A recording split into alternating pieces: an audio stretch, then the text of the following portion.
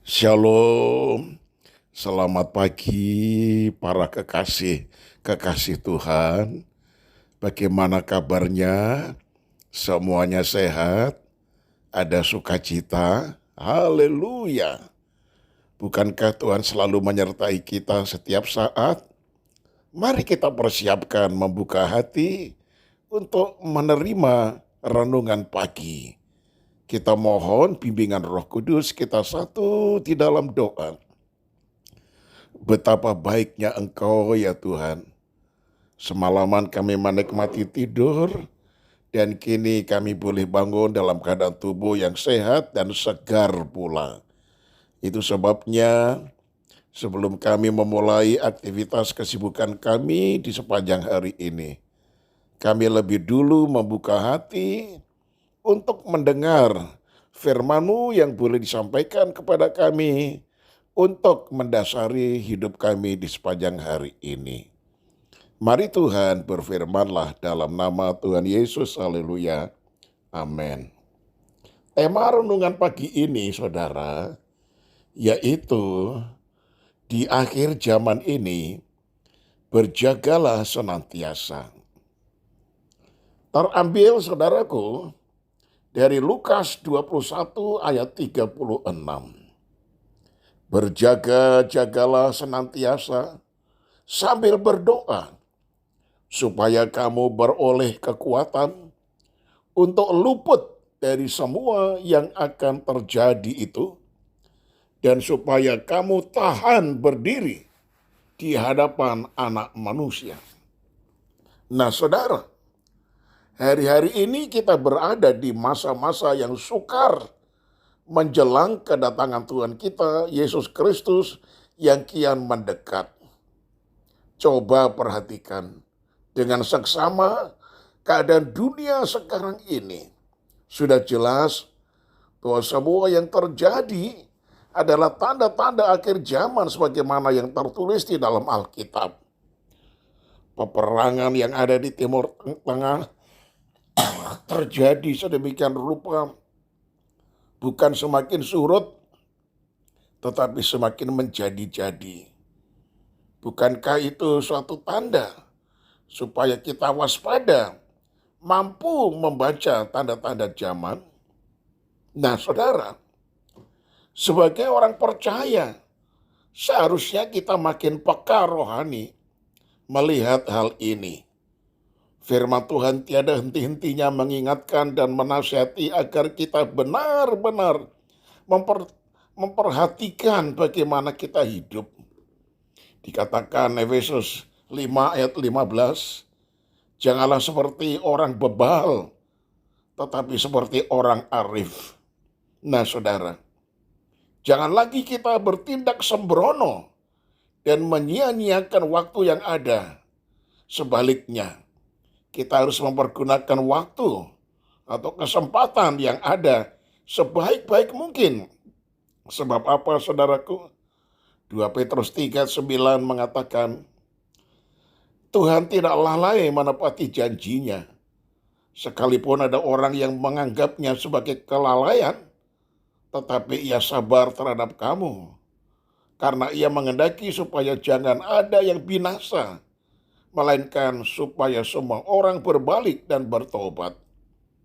Kita diminta senantiasa berjaga-jaga sambil berdoa.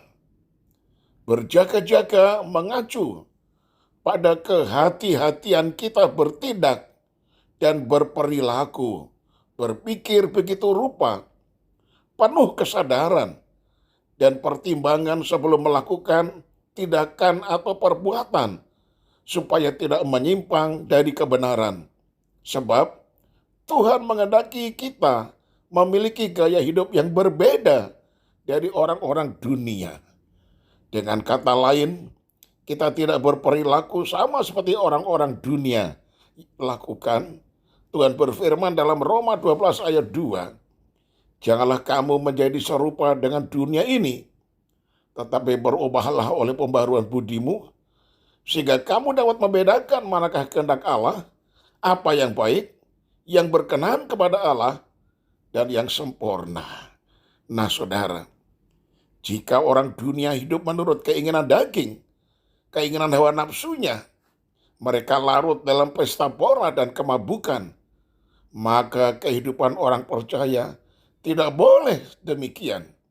Kita harus hidup menurut pimpinan Roh Kudus, sehingga kehidupan kita seturut dengan kehendaknya. Saya tutup dengan kalimat ini, saudara. Dengan berjaga-jaga, kita tidak mudah jatuh terjerumus ke dalam berbagai-bagai pencobaan yang ada. Amin. Kita satu di dalam doa. Terima kasih ya Tuhan.